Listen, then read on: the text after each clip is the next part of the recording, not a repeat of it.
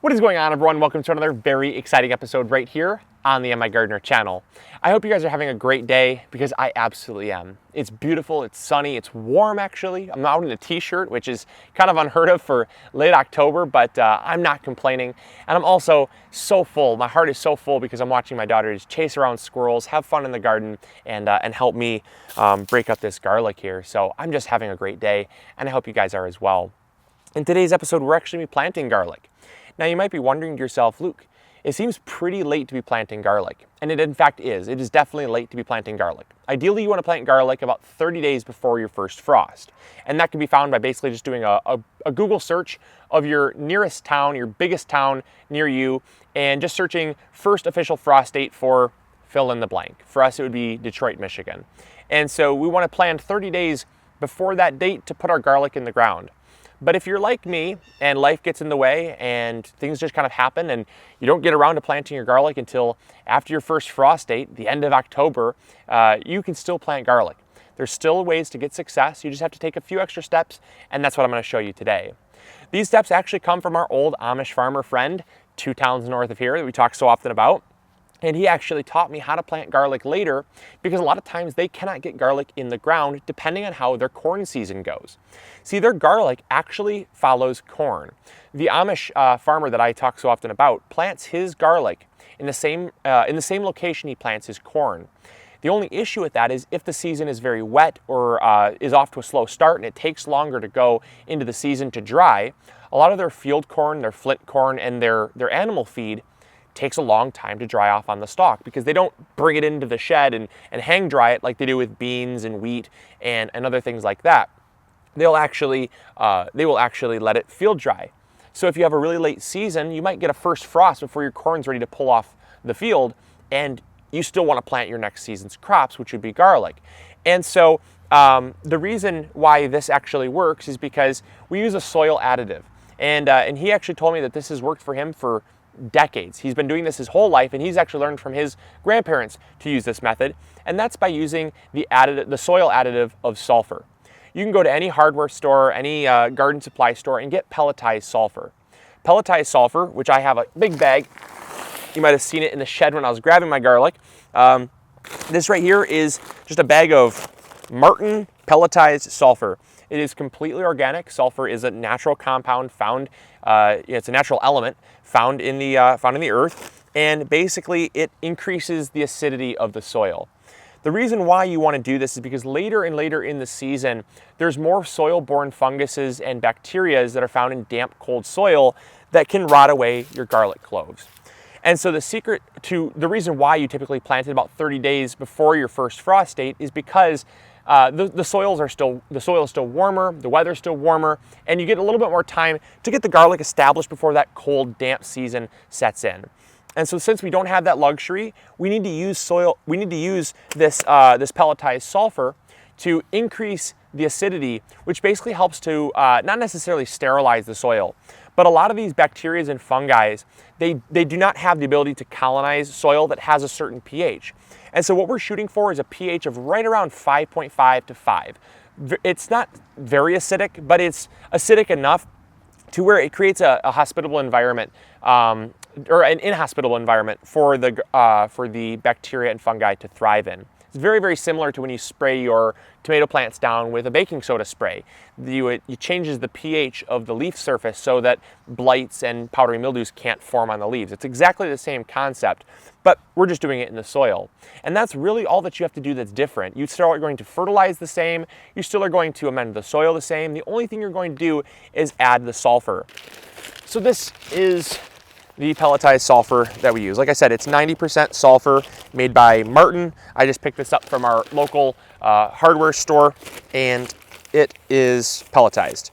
Looks like just little yellow pellets, and this will break up in the soil and increase the acidity.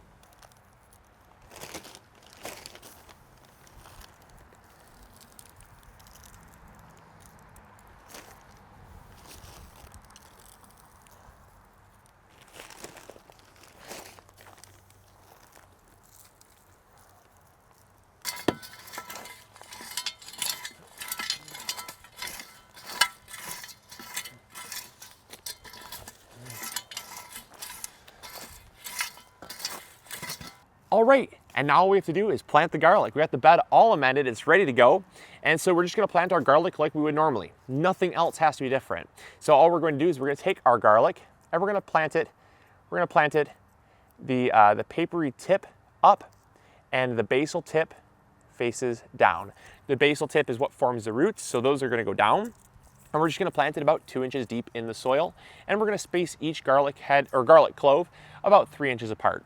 Last year we spaced them about 4 inches apart. I think we wasted just a tiny bit of space last year, and so I wanna kind of rein it in a little bit, get some more production, and be a little bit more efficient. So 3 inches apart, and I think we're gonna be all set. So I'm gonna get all these planted. There is a combination of hardneck and softneck, and so we're gonna plant all of them, and I've kind of just broken them all up. So we're gonna have just a giant mix of garlic. I really won't space them out any differently if they're a hardneck or a softneck, so it doesn't matter that they're all mixed together. It's just gonna be a random assortment that we're gonna harvest next year.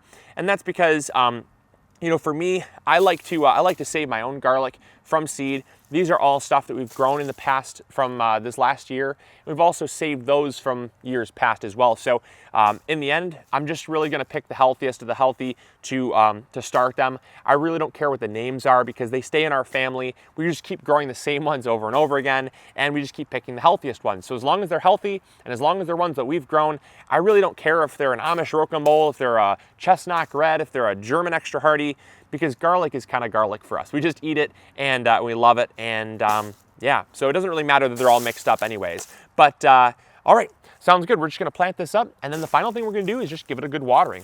All right, let's go.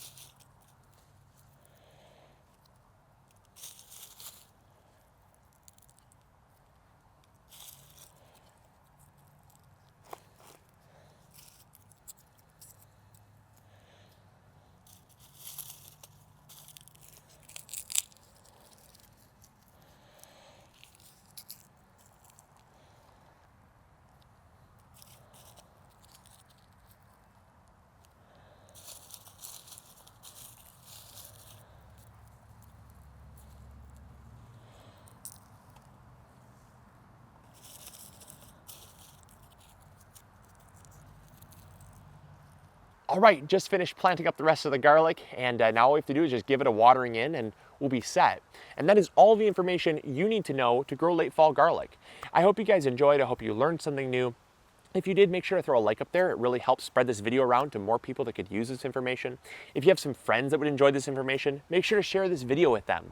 And if you have not yet subscribed, make sure to do that because we have so much more content coming out and we are not stopping our roll. We are continuing the daily videos or almost daily videos as long as the content is available.